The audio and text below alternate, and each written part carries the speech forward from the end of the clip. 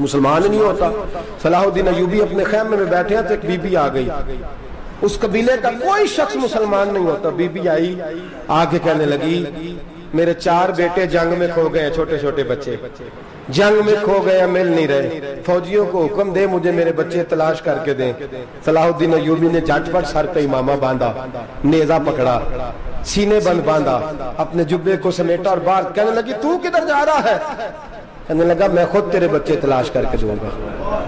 صلاح الدین چند سپاہی ساتھ گلی گلی نکلے، گلی گلی فجر کے نکلے، اثر ہو گئی، تھک گئے، 2 نمازیں صحرا میں پڑھی، جنگل کے اندر پہنچے تو ایک کونے میں 4 بچے ایک جگہ ڈرے اور سہمے ہوئے بیٹھے ملے۔ صلاح الدین ایوبی اٹھا کے لائے، ماں کو کہنے لگے تیرے بچے ہیں۔ نکلا اس لیے تھا کہ میرے نبی نے فرمایا بچے جدا ہوں تو ماں کو درد بڑا ہوتا ہے، اور میرے رسول نے فرمایا تھا جب جنگ کرنے جاؤ تو کھیت برباد نہ کرنا، فصلیں تباہ نہ کرنا، بچوں کو ماں سے جدا نہ کرنا۔ فرمایا میں سوچ رہا تھا تیرے بچے کہیں میری وجہ سے جدا ہو گئے تو مصطفیٰ کو جواب کیا دینا؟ فرمایا تیرے بچے ڈھونڈ کے لایا ہوں۔ بچے ماں کے پاس آنے لگے تو ماں نے بڑے بیٹے کے منہ پہ تھپڑ مارا۔ کہتا ہے اماں کیا ہوا؟ کہنے لگے تو نے سنا نہیں کہ دشمن کے بچوں کی اتنی حفاظت کرتا ہے، میرے پاس نہ جا، اس کے قدموں میں بیٹھ جا، جس نبی کے غلام اتنے سچے ہیں وہ نبی کتنا سچا ہوگا۔ بنو قریظہ اور بنو نذیر 2 محلے تھے یہودیوں کے۔ یہودیوں نے بڑی عہد شکنی کی تو نبی پاک صلی اللہ علیہ وسلم نے ان کو بے دخل کر دیا، مدینے سے نکال دیا، مدینہ منورہ سے۔ یہودی نکل گئے مدینہ طیبہ سے، تو جب وہ نکل کے جا رہے تھے تو ان کے مکان، ان کے باغ، ان کی جائیدادیں بچ گئیں۔ نبی پاک علیہ السلام نے انصار مدینہ کو پہلے بلایا، جاگ رہے ہیں نا آپ لوگ؟ پیسے آتے کسی کو برے لگتے ہیں؟ اب تو یہ بھی حلال حرام کی تمیز بھی اٹھتی جا رہی ہے۔ جائیداد، باغ، مال، علاقہ خالی ہوا ہے، وہ چلے گئے اور لوگ تو ڈھونڈتے پھرتے ہیں۔ اللہ خیر فرمائے، شاملہ ہر جگہ ملتی نہیں اب شہروں میں، وہ کس کس نے نام کرا لی، کدھر گئی ہے کوئی خبر ہی نہیں، خالی جگہ پڑی ہے۔ میرے نبی پاک علیہ السلام نے پہلے انصار مدینہ کو بلایا۔ حضور نے فرمایا انصاریوں بہت بڑی جائیدادیں یہودیوں کی، بنو نذیر اور بنو قریظہ محلے خالی ہو گئے، میرا دل کرتا ہے وہ تمہیں دے دوں، اس لیے کہ تم نے اپنے مہاجر بھائیوں کے ساتھ بڑا تعاون کیا، جائیدادیں تم نے دے دی ہیں، مکانات دے دیے ہیں، بڑا کچھ تم نے دیا ہے، میرا دل کرتا ہے وہ تمہارے نام کر دوں۔ تو انصار مدینہ کیا کہنے لگے یا رسول اللہ دے تو ہم نے دیا ہے پر وہ بیچارے جھچکتے ہی رہتے ہیں، وہ جھچکتے ہی رہتے ہیں، کھول کے ہماری چیزیں استعمال نہیں کرتے۔ تو حضور ہم تو پہلے ہی انصار ہیں، ہمارے پاس بڑا کچھ ہے، آپ مہربانی فرمائیں وہ سارا کچھ مہاجروں کو دے دے، مہاجرین کو ہمیں نہیں چاہیے۔ اب چلے گئے بات کر کے، میرے حبیب پاک نے مہاجروں کو بلا لیا، فرمایا بنو نذیر اور بنو قریظہ قبیلے کی جائیدادیں آئی ہیں، تمہارے پاس بظاہر جو چیزیں ہیں بھی وہ بھی انصار مدینہ کی ہیں، تو میرا یہ خیال ہے کہ وہ سارا کچھ تمہیں دے دیا جائے۔ حضرت ابوبکر صدیق رضی اللہ تعالیٰ عنہ کہنے لگے یا رسول اللہ صلی اللہ علیہ وسلم ہمارے انصار بھائیوں نے ہمارے لیے دل تک کھول دیے ہیں، حضور انہوں نے ہر چیز بانٹ کے ہمارے سامنے رکھ دی ہے، ہم اتنے خرد غرض ہیں کہ سارا کچھ لپیٹ جائیں۔ کہ حضور ہمارے پاس جو مکان ہے وہ ہے، ہم کاروبار کر رہے ہیں، تجارتیں کر رہے ہیں، مزدوریاں کر رہے ہیں، ہم انشاءاللہ اور بنا دیں گے، آپ یہ ہماری طرف سے ہمارے انصار بھائیوں کو گفٹ کر دیں، آپ انہیں دے دیں۔ میرے حبیب کی آنکھوں میں آنسو آ گئے، میرے نبی پاک علیہ السلام رو پڑے، یا رسول اللہ آپ کیوں روتے ہیں؟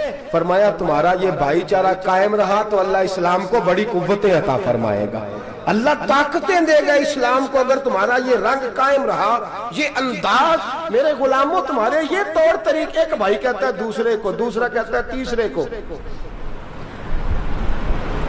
مسلمانوں کی نا ایک تعداد لڑتے لڑتے لڑتے لڑتے دور چلے گئی، تاتاریوں نے قید کر لیا، 4 مسلمان تھے، تبلیغ کرنے گئے، جنگ کرنے گئے، جہاد کرتے کرتے کافروں سے لڑتے لڑتے تاتاری قوم میں چلے گئے، وہاں قید کر لیے گئے تو سزائے موت کا حکم ہوا، 4 بزرگ تھے، سزائے موت کا حکم ہوا تو تاتاری بادشاہ جو تھا وہ بڑا خلاف تھا، بڑا سخت مخالف تھا مسلمانوں کے، اس نے کہا کہ ان کو جب پھانسی دینا نا مسلمانوں کو تو میرے سامنے دینا۔ اب 4 عالم ہیں، 4 صوفی ہیں، سفید داڑیاں، سر پہ امامے، پھانسی کا وقت آیا تو جو پھانسی گھاٹ ہے وہ ایک ہے، چاروں کو کٹھے پھانسی نہیں ہو سکتی، ایک کو کہا کہ ایک ایک کر کے ان کو پھانسی دو. جب پھانسی کا وقت آیا نا تو جو سب سے پیچھے صوفی تھے وہ دوڑ کے آگے آئے, کہنے لگے بادشاہ پہلی باری میری لگا پہلی. اب بادشاہ نے کہا ٹھیک ہے اسے لٹکا دو. وہ قریب آئے تو دوسرے دوڑ آئے, کہنے لگے نہیں نہیں پہلی باری میں نے زیادہ کافر قتل کیے, میرا بڑا جرم ہے, مجھے پہلے سزا دو. ان کو پھانسی دینے لگے تو تیسرے آ گئے, کہنے لگے نہیں یہ تو میرا قتل کرتا تھا, رستے میں بتایا کرتا تھا, ڈھونڈ کے میں بتلاتا تھا کہ یہاں زیادہ تعداد ہے, مجھے پہلے پھانسی دو. تیسرے کے ساتھ بات ہو رہی تھی تو چوتھا دوڑا آیا, کہنے لگا یہ رستے بتاتا تھا, یہ تبلیغ کرتا تھا, یہ سارا کچھ کرتا تھا, لیکن کہا یہ کہتے تھے چلو واپس چلتے ہیں, میں جانے نہیں دیتا تھا, میں کہتا تھا اور کافر مارنے اور علاقے فتح کرنے, میرا جرم بڑا ہے, مجھے پہلے پھانسی دو. بادشاہ کہنے لگا مجھے 35 سال ہو گئے حکومت کرتے, بڑی دنیا کو پھانسی دی ہے, لوگ تو ایک دوسرے کو دھکے دیتے ہیں کہ پہلے تو جا پہلے تو جا, اور تم کیسی قوم ہو کہ ایک دوسرے پہ قربان ہو رہے ہو. کہنے لگا تم ایک باپ کی اولاد ہو. جاگ رہے ہیں آپ لوگ؟ تاتاری بادشاہ کافر بادشاہ اسلام کی مخالفت کر دیں, ایک باپ کی اولاد ہو کا نہیں, ایک قبیلے کے رہنے والے ہو کا نہیں, ایک ملک کے رہنے والے ہو نہیں. اس نے کہا رشتہ کیا ہے تمہارا, رشتہ کیا ہے؟ تو بول کے کہنے لگے خدا ایک ہے نبی ایک ہے, خدا ایک ہے اور نبی منفرد ایک ہے, اس قوم کی نقصان بھی ایک ہی سب کا نبی, اللہ بھی قرآن بھی ایک. کیا ہی اچھا تھا ہوتے اگر مسلمان بھی ایک, یوں تو سید بھی ہو مرزا بھی ہو افغان بھی ہو, تم سبھی کچھ ہو بتاؤ کہ مسلمان بھی ہو. فرمایا ہمارا اللہ ایک ہے نبی ایک ہے, تو کہا پھر ایک دوسرے پہ جان کیوں دیتے ہو؟ فرمایا ہمارے نبی نے ہمیں بھائی بھائی بنا دیا ہے, بھائی کا دل نہیں کرتا اس کی آنکھوں کے سامنے بھائی چلا جائے, ہمارا دل نہیں کرتا پہلے مجھے دے پہلے مجھے دے. بادشاہ کہنے لگا تمہارا جذبہ مجھے متاثر کر گیا, جاؤ میں تم چاروں کو آزاد کرتا ہوں, تمہیں آزاد کرتا ہوں. میرے دوستو یہ رنگ تھا, دیکھیں نا, یہ اس دھرتی نے نظام دیکھا ہے نا, اس فلک نے پہلی بار دیکھا, اس زمین نے پہلی بار, اور میرے حضرت صاحب فرمایا کرتے تھے زمین تڑپ کے روئی, اس نے پہلی دفعہ دیکھا. احد کا میدان ہے, 3 صحابہ تپتی ہوئی زمین پہ زخموں سے چور چور پڑے ہیں. حضرت انس بن نضر رضی اللہ تعالیٰ عنہ پانی کا پیالہ لے کے پہنچے, ایک زخمی سے کہا تجھے پانی پلانا ہے, تو کہنے لگا میرے زخم تھوڑے ہیں, وہ جو ساتھ پڑا اس کے زخم گہرے ہیں, پہلے اسے پانی پلا دے, جا اسے دے دے. اس کے پاس پہنچے تو وہ کہنے لگا وہ مجھ سے پہلے گرا تھا, اس کا زخم زیادہ گہرا ہے, اسے پانی پلا. تیسرے کے پاس گئے تو کہنے لگا چوتھا تڑپ زیادہ رہا ہے, اس کی عمر زیادہ ہے, میں تو جوان ہوں برداشت کر رہا ہوں, بڑھاپے کی وجہ سے نڈھال ہو گیا, پہلے اسے پانی پلا. چوتھا کہنے لگا 5ویں کے پاس جا, 5واں کہنے لگا 6ٹھے کے پاس جا. حضرت انس بن نضر کہتے میں رو پڑا, میں نے کہا محمد کے غلاموں, رسول نے تمہیں کیسا جذبہ دے دیا ہے, زبانیں پیاس سے باہر ہے لیکن تمہاری اخوت مرتے دم تک قائم ہے.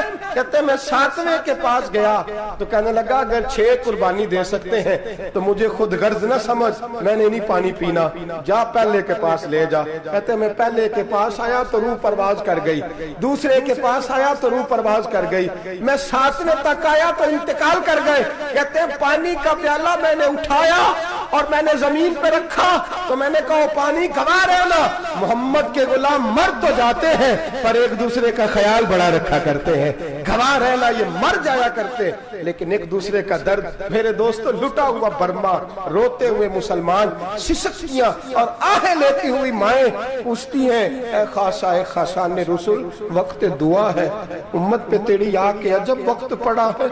وہ دین جو بڑی شان سے نکلا تھا وطن سے, پردیس میں وہ دین آج غریب الغربا ہے.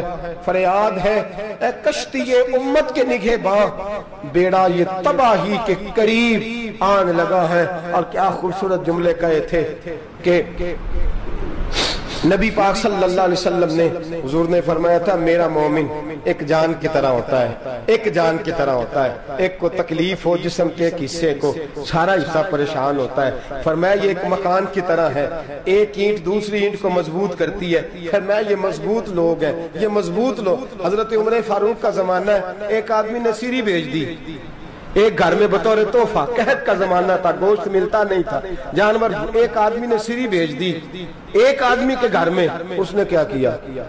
اس نے اپنی بیوی سے کہا ہماری تو خیر ہے، ساتھ والا پڑوسی زیادہ غریب ہے، ادھر نہ بھیج دے، یہاں گندم امیر شہر کی ہوتی رہی خراب اور بچی کسی فقیر کی فاقوں سے مر گئی، کہا ساتھ والے پڑوسی کے گھر سے میں کئی دنوں سے بھوک کی آوازیں، وہاں بھیج دے۔ اس کے گھر گئی تو اس کی بیوی شوہر کو مشورہ دیتی ہے، کہتی ہے میرے بچے تو دلیر ہیں، ساتھ والے کے چھوٹے ہیں، وہ گزارا نہیں، ادھر نہ بھیج دیں۔ ادھر گئی، ایک روایت ہے 7 گھر، ایک روایت ہے 21 گھر، 21 گھروں میں گھومتی ہوئی وہ سری پھر پہلے کے گھر میں آ گئی، اور پہلا صحابی کہنے لگا صرف تو نے محمد کا کلمہ نہیں پڑھا، باقی 20 نے بھی پڑھا ہوا ہے، صرف تو نے ہی رسول اللہ سے یہ درس نہیں لیا، باقیوں نے بھی لیا ہے، اور صرف تیرے اندر ہی جذبہ اظہار نہیں، تو ہی صرف مسلمانوں سے پیار نہیں کرتی، سارے ہی پیار کرتے ہیں۔ وہ سری پھر آ گئی ہے، اب کیا کرنا ہے؟ اب کیا کرنا ہے؟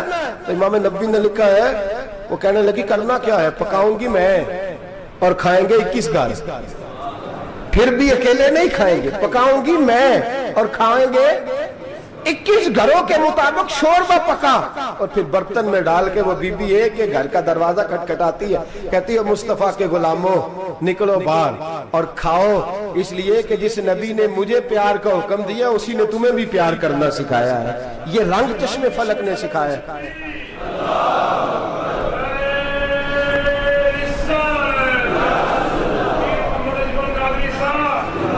آپ کی بڑی مہربانی، زندہ باد وہی ہے جس کو اللہ رسول زندہ باد فرمائے، بڑی مہربانی، اللہ جزا دے۔ عرض یہ کرنے جا رہا تھا کہ رسول کریم صلی اللہ علیہ وسلم نے یہ پیغام دیا امت کو، فرمایا دیکھیں نا کتنے بڑے لفظ ہیں، یہ نہیں فرمایا دوزخ میں جائے گا، یہ نہیں فرمایا کہ اسے جہنم کی سزا ملے گی، میرے نبی نے فرمایا میں اسے مومن مانتا ہی نہیں، میں اسے مسلمان اپنا مانتا ہی نہیں۔ حضور کسے؟ فرمایا جو پیٹ بھر کے کھاتا ہے اور اس کا ہمسایہ بھوکا سو جاتا ہے، میں مومن ہی نہیں مانتا۔ سزا تو تب ملے گی نا کہ جب میں کسی سزا کا اعلان کروں، میں مانتا ہی نہیں، وہ میرا ہے ہی نہیں، خود پیٹ بھر کے کھا رہا ہے، ہمسایہ اس کا بھوکا، میں نہیں مانتا۔ انما المؤمنون اخوہ، مومن بھائی بھائی، میں مانتا ہی نہیں اسے۔ اور میرے حبیب پاک اتنے بڑے لفظ حدیث میں اور کہیں نہیں ملیں گے، آپ کو اتنے بڑے جملے کہیں نہیں ملیں گے۔ میرے نبی پاک نے فرمایا اللہ کہے گا قیامت کے دن، کون؟ اتنے بڑے لفظ حدیثوں میں ملتے نہیں جتنے یہ ہیں۔ حضور نے فرمایا رب فرمائے گا بندے سے کہ میں تیرے پڑوس میں بھوکا تھا، تو نے مجھے روٹی کیوں نہیں کھلائی؟ کون کہہ رہا ہے؟ اللہ کہہ، میں بھوکا تھا تو نے روٹی نہیں دی، میں ننگا تھا تو نے کپڑا نہیں دیا، میں پیاسا تھا تو نے پانی نہیں پلایا، میں بیمار تھا تو تیمارداری۔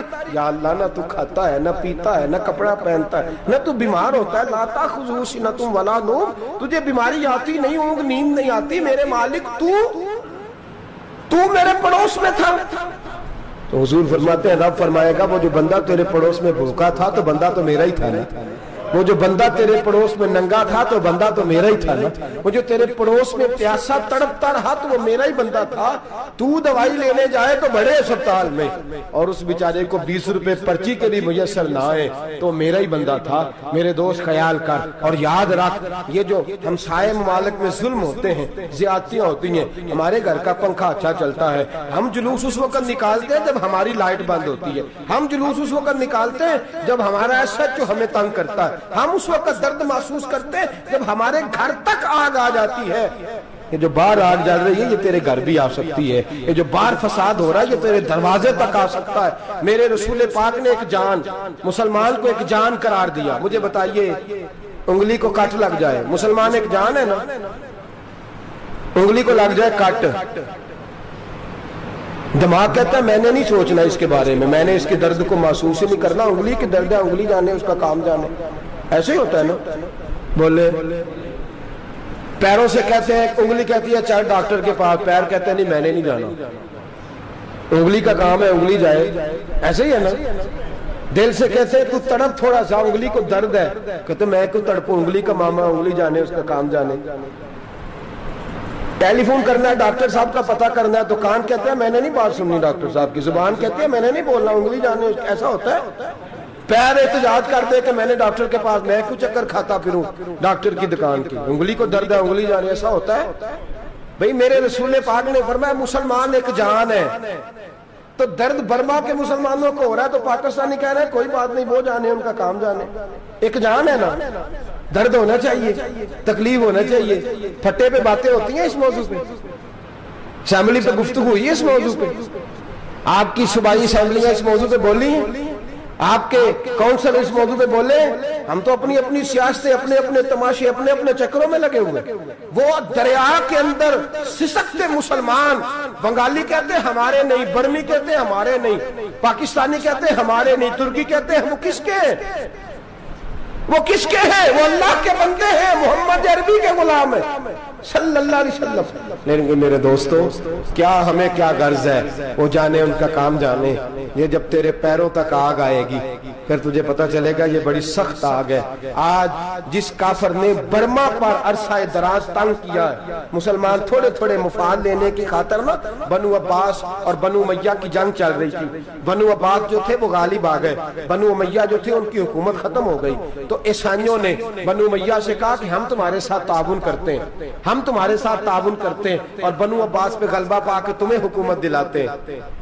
بنو امیہ بڑی جدوجہد کر رہے تھے بادشاہی کے لیے، لیکن انہوں نے کہا کہ ہم لڑ رہے ہیں، کوشش کر رہے ہیں، لیکن ہمیں کسی کافر کی مدد کی ضرورت نہیں، ہم جتنا مرضی لڑیں لیکن کافروں کے ہاتھوں بنو عباس کو مروانے کو ہم تیار نہیں ہیں، ہمیں خبردار، تمہارا آپس کا معاملہ ہے، ہم خود نمٹ لیں گے، تمہیں اجازت نہیں دیتے تم اندر کودو اور کود کر کے تم فسادات پیدا کرو اور مسلمانوں کے اندر تقسیم کرو۔ میرے دوستو مسلمان کو سوچنا چاہیے، سوچ بڑی رکھنی چاہیے، گھر کی جنگ سے نکل آ، اب بہو ساس کے جھگڑے سے باہر آ جا، اب محلے کی سیاست چھوڑ کے باہر کا سوچ، اب اسلام کو تیری حاجت ہے۔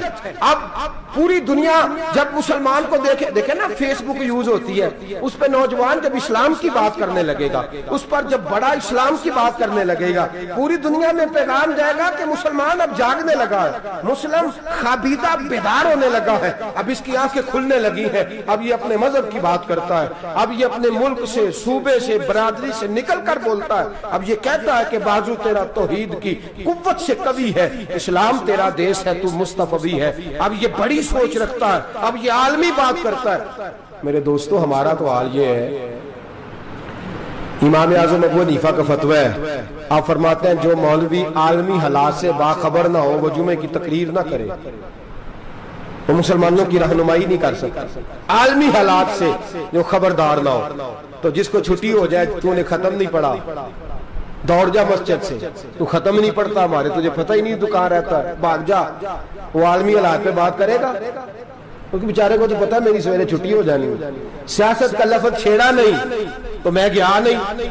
یاد رکھے وہ جو بیداری ہے، وہ جو اعلیٰ ظرفی ہے، وہ جو بڑی سوچ ہے، وہ جو ملت کی سوچ ہے، وہ جو قومیت کی سوچ ہے، وہ جو آگے بڑھنے کا زاویہ ہے، وہ تو اندر، اقبال کہتے ہیں گلا تو گھونٹ دیا اہل مدرسہ نے تیرا، گلا تو گھونٹ دیا اہل مدرسہ نے تیرا، تجھے تو مدرسے والوں نے پلیٹ پکڑا دیا ہے کہ جا سویرے لنگر کٹھا کر کے لا اور دوپہر کو روٹیاں مانگ کے لا اور دیکھ آج مرا کون ہے، ختم کس کا پڑھنا ہے، تو گلا تو گھونٹ دیا اہل مدرسہ نے تیرا، اب کہاں سے آئے گی صدا لا الہ الا اللہ، تو گھونٹ دیا تیرا گلا، تو کیسے بڑی بات کرے گا؟ بڑی بات کے لیے بڑی سوچ چاہیے، بڑی تگودو چاہیے، بڑی کوشش چاہیے، بڑا حوصلہ چاہیے۔ مسلمان چھوٹی چھوٹی لڑائی میں، چھوٹی چھوٹی جنگ میں، ایک دکاندار دوسرے دکاندار سے لڑ رہا ہے، گلی والا دوسری گلی والی سے لڑ رہا ہے، محلے والا محلوں پہ اعتراض، ایک شہر میں رہنے والے میں نے دوسرے محلے پہ اعتراض کرتے دیکھے، یقین کریں ایک شہر میں رہنے والے، علاقے میں بسنے والے کہتے ہیں بھائی توبہ ہے اس محلے تو اللہ ہی بچائے، لا حول ولا قوت۔ وہ جو تقسیم در تقسیم کی سوچ ہے، اس نے چھوٹے چھوٹے ٹکڑوں میں مسلمانوں کو بانٹ دیا ہے، چھوٹی چھوٹی تقسیم ہے، چھوٹا چھوٹا ہمارا مزاج ہے، چھوٹی سوچ ہے، بڑی سوچ کی بات سنیے۔ صلاح الدین ایوبی، جاگ رہے ہیں نا آپ لوگ؟ تو آخنا حضرت صاحب ایڈی وڈی گل چھیڑ چھڑی ہے، یہ مطلب ہی کون نہیں، کنے برما جانا ہے تو کنے مدد کرنی ہے، میں تو بھائی فریضہ سر انجام دے رہا ہوں۔ میرے نبی نے فرمایا برائی کو یا ہاتھ سے بدل، ہاتھ سے نہیں بدل سکتا تو زبان سے تو بولنا، تو میں معذور ہوں، کمزور آدمی ہوں، ہاتھ سے بدلنے کی طاقت نہیں رکھتا، تو دوسرے درجے پہ تو مجھے عمل کرنے دو نا۔ اثر کرے نہ کرے سن تو لے میری فریاد، نہیں ہے داد کا طالب یہ بندہ آزاد، رونے تو دو، تڑپنے تو دو، آہیں تو بہانے دو، سسکیاں تو لینے دو، مار کھائیے تو تڑپنے تو دو۔ وہ قرآن پاک برما میں پابندی لگی ہے تو میں یہاں سوچنے لگا ہوں کہ وہاں تو پابندی لگی ہے، یہاں پہلے لوگ کوئی نہیں پڑھتی۔ معاذ اللہ تعالیٰ حالات دن پہ دن مسلمانوں کے لیے ایک ایک کر کے، افغانستان میں جو آگ لگی تھی پھر وہ عراق میں بھی لگی، پھر وہ لیبیا میں بھی لگی، پھر وہ مصر میں بھی لگی، پھر وہ یمن میں بھی لگی، سعودی عرب میں دھماکے ہوئے، میرا دل تڑپا ہے، مجھے پریشانی ہوئی، میں بچے پاس تھے، میں بڑا ڈسٹرب ہوا، میں نے کہا یار یہ ہمارا سب کا اجماعی عقیدت کا مرکز ہے، ہم کم از کم ہزار اختلاف کے باوجود کہا کرتے تھے کہ عرب میں امن ہے یار، وہاں سکون ہے، وہاں دکانیں کھلی چھوڑ کے لوگ چلے جاتے ہیں، وہاں بھی فساد ہونے لگا، وہاں بھی آگ بڑھ گئی ہے، لیکن ہم صرف چھوٹی چھوٹی کر کے جب آگ بجھانے کی کوشش کریں گے اس وقت آگ نہیں بجھے گی، جب ہر آدمی اپنے پیالے میں پانی لے کے آئے گا، ہر شخص اپنے گھر کی نل چلائے گا، ہر شخص نلکا چلائے گا اور پانی نکال کے یہ آگ بجھائے گا، تب یہ آگ بجھے گی۔ ہر آدمی کو کردار سوچ بڑی کریں، نظریہ بڑا کریں، ملت کی بات کریں، مسلمان ہو کے سوچیں، مسلمان ہو کے سوچیں، خدا را نکلے یہ گھر کے جھگڑوں سے، تھوڑی دیر کے لیے اپنے آپ کو بڑا کریں، بڑی سوچ آپ بنائیں، جب دوستیاں لگائیں، یارانے لگائیں، پھر چھوٹے موٹے حساب سے بچیں۔ بابا بلے شاہ صاحب فرماتے کورے ورک کتاب نہیں ہوندے، کورے ورک کتاب نہیں ہوندے، پتھر دل گلاب نہیں ہوندے، او بلیا یاری سوچ کے لائیں، یارا نال حساب نہیں ہوندے۔ پھر ذرا نکلے اس حساب کتاب سے باہر، بلیا یاری سوچ کے لائیں، یارا نال حساب نہیں ہوندے۔ پھر ذرا بڑا ذہن کریں، چھوڑے اپنے حساب، وَيُبْصِرُونَ عَلَىٰ أَنفُسِهِمْ وَلَنَبْلُوَنَّكُمْ بِشَيْءٍ مِّنَ الْخَوْفِ وَالْجُوعِ وَنَقْصٍ مِّنَ الْأَمْوَالِ وَالْأَنفُسِ وَالثَّمَرَاتِ۔ پھر حساب کتاب سے نکلے، پھر امام علی مقام کی طرح یہ سوچ بنائے کہ حسین کے بچے چلے جائیں تو کوئی حرج نہیں، امت پر آنچ نہیں آنی چاہیے۔ ایک امام علی مقام، کل تک امام میدان میں کھڑے تھے تو اکیلے تھے، لیکن آج پوری دنیا کہتی ہے حسین ہمارا ہے، حسین ہمارا ہے۔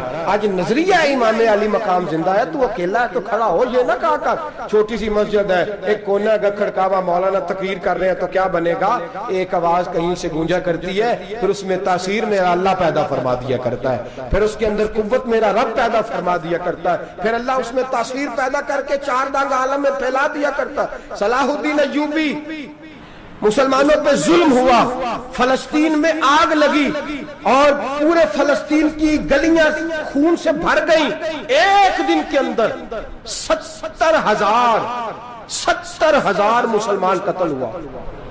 گھوڑوں سے سڑکوں پہ چلا نہیں جاتا تھا، گھوڑے پھسلتے تھے، اتنا خون تھا، اور کچی سڑکیں تھی، اتنا خون تھا، پہلے کچی زمین نے خون پیا، پھر خون اس سے باہر آیا، پھر بھی اتنا سخت 70,000 آدمی قتل ہوا۔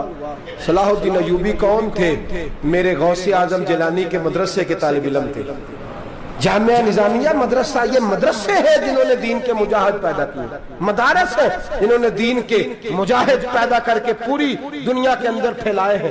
مدارس کے اندر دہشت گردی آئی، میں اختلاف نہیں کرتا، لیکن ابھی بھی مدرسے ہیں جن مدرسوں سے رسول اللہ کے دین کا سچا درس دیا جاتا ہے، امن، پیار اور محبت کی فضا کو عام کیا جاتا ہے وہ مدارس، اور انشاءاللہ قیامت کی صبح تک وہ مدرسے قائم رہیں گے۔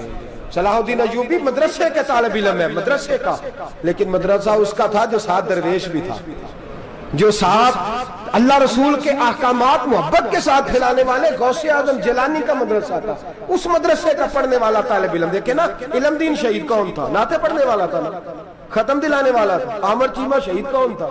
نعتیں پڑھنے والا تھا نا۔ یہ نعتیں وہ چیز ہوتی ہے جو دلوں کے اندر اثر پیدا کر دیتی ہے، جو نبی پاک کی محبت کو پروان چڑھاتی ہے، اور یہی چراغ جلے گا تو روشنی ہوگی۔ صلاح الدین ایوبی اکیلا اپنے دوستوں سے کہنے لگا مسلمانوں کی مدد، چند سالوں میں نکلو مدد کریں۔ انہوں نے کہا تیرے نکلنے سے کیا ہوگا؟ کہنے لگا میں نے نہیں نکلنا، میرے اللہ نے میری مدد کرنی ہے، میرے اللہ نے میری اٹھ باندھ کمر کیا ڈرتا ہے، پھر دیکھ خدا کیا کرتا ہے، فرمایا مجھے نکلنے دے، اللہ میری مدد کرے گا۔ تھوڑا تھوڑا کر کے فوج جمع کی، کوشش کی، چند سالوں کے بعد اسی جگہ جہاں مسلمانوں کا خون بہا تھا، اللہ نے اسلام کا جھنڈا پھر سے بلند کر دیا۔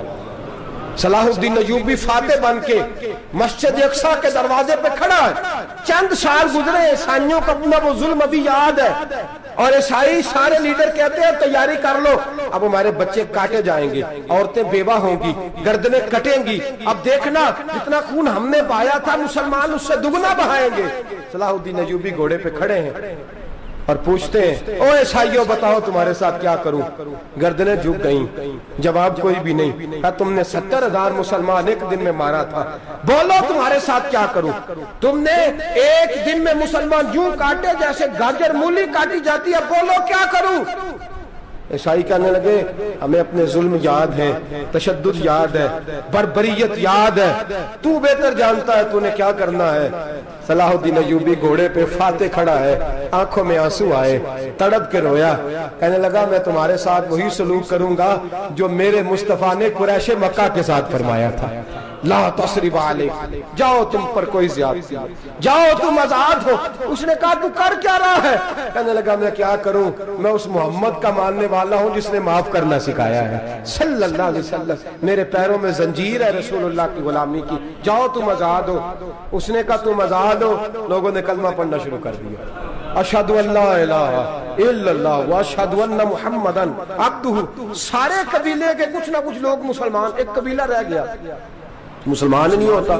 صلاح الدین ایوبی اپنے خیمے میں بیٹھے ہیں تو ایک بی بی آ گئی، اس قبیلے کا کوئی شخص مسلمان نہیں ہوتا. بی بی آئی، آگے کہنے لگی میرے 4 بیٹے جنگ میں کھو گئے، چھوٹے چھوٹے بچے جنگ میں کھو گئے، مل نہیں رہے، فوجیوں کو حکم دے مجھے میرے بچے تلاش کر کے دیں. صلاح الدین ایوبی نے جھٹ پٹ سر پہ امامہ باندھا، نیزہ پکڑا، سینے بند باندھا، اپنے جبے کو سمیٹا اور باہر. کہنے لگی تو کدھر جا رہا ہے؟ کہنے لگا میں خود تیرے بچے تلاش کر کے دوں گا. صلاح الدین چند سپاہی ساتھ گلی گلی نکلے، گلی گلی فجر کے نکلے، اثر ہو گئی، تھک گئے. 2 نمازیں صحرا میں پڑھی، جنگل کے اندر پہنچے تو ایک کونے میں 4 بچے ایک جگہ ڈرے اور سہمے ہوئے بیٹھے ملے. صلاح الدین ایوبی اٹھا کے لائے، ماں کو کہنے لگے تیرے بچے ہیں. نکلا اس لیے تھا کہ میرے نبی نے فرمایا بچے جدا ہوں تو ماں کو درد بڑا ہوتا ہے، اور میرے رسول نے فرمایا تھا جب جنگ کرنے جاؤ تو کھیت برباد نہ کرنا، فصلیں تباہ نہ کرنا، بچوں کو ماں سے جدا نہ کرنا. فرمایا میں سوچ رہا تھا تیرے بچے کہیں میری وجہ سے جدا ہو گئے تو مصطفیٰ کو جواب کیا دینا. فرمایا تیرے بچے ڈھونڈ کے لایا ہوں. بچے ماں کے پاس آنے لگے تو ماں نے بڑے بیٹے کے منہ پہ تھپڑ مارا. کہتا ہے اماں کیا ہوا؟ کہنے لگی تو نے سنا نہیں کہ دشمن کے بچوں کی اتنی حفاظت کرتا ہے، میرے پاس نہ جا، اس کے قدموں میں بیٹھ جا. جس نبی کے غلام اتنے سچے ہیں وہ نبی کتنا سچا ہوگا، جس نبی کے نوکر اتنے کھڑے ہیں وہ نبی کتنا کھڑا ہوگا. جا کے کلمہ پڑھ لے. میرے دوست یہ اسلام ہے جس نے غیروں کا درد بھی اپنے سینے میں رکھا. اقبال کہتا ہے سارے زمانے کا درد ہمارے ہی سینے میں ہے. برما کا مسلمان ہو یا عراق، لیبیا، افغانستان، کشمیر کا مسلمان ہو، میرے دوست وہ غیر نہیں ہے، وہ تیرا اپنا ہے. اس کا رنگ نہ دیکھ، اس کی بولی نہ دیکھ، اس کا قبیلہ اور علاقہ نہ دیکھ، دیکھ کہ وہ تیرے رسول کا کلمہ پڑھتا ہے، وہ دیکھ کہ وہ کعبے کی طرف منہ کر کے نماز پڑھتا ہے، دیکھ کہ تیرا اور اس کا نصاب زندگی قرآن ایک ہے. میرے دوست کچھ نہیں کر سکتا تو دعا تو کر دیا کر، کچھ نہیں کر سکتا تو التجا تو کر دیا کر. اللہ کے حضور یہ تو کہا کر کہ اللہ مسلمان جہاں بھی ہیں تو ان کی مدد فرما، اللہ مسلمان جہاں بھی ہیں تو ان کی غیبی امداد فرما. یہ دعا تو میرے دوست ضرور کیا کرو. سوچ بڑی کریں، جب بھی آپ بولیں، جب بھی آپ لکھیں، جب بھی کسی سے بات کریں تو بحیثیت مسلمان کے بات کریں، بحیثیت ایک نبی پاک کے غلام کے بات کریں. اپنی زندگی اس انداز میں ترتیب دیں کہ پہلے آپ مسلمان ہیں، اس کے بعد آپ کچھ اور ہیں. پہلے اسلام کی بات کریں، بڑی بات کریں، بڑے حوصلے کی بات کریں، پھر اسلام کو قوت ملے گی، پھر بیداری امت کو نصیب ہوگی. اللہ کریم برما کے مسلمانوں کو اپنی رحمت کی ٹھنڈی چھاؤں نصیب فرمائے، ہمیشہ مدحت خیر الانام میں گزرے. دعا ہے یہ عمر درود و سلام میں گزرے. آخر دعوانا ان الحمدللہ رب العالمین. اور اگر آپ نے ابھی تک ہمارا چینل سبسکرائب نہیں کیا تو فوراً سبسکرائب کیجیے، ساتھ ہی بیل آئیکن پر کلک کریں تاکہ مزید آنے والی ویڈیو ہے وہ آپ کو وقت پر ملتی رہے.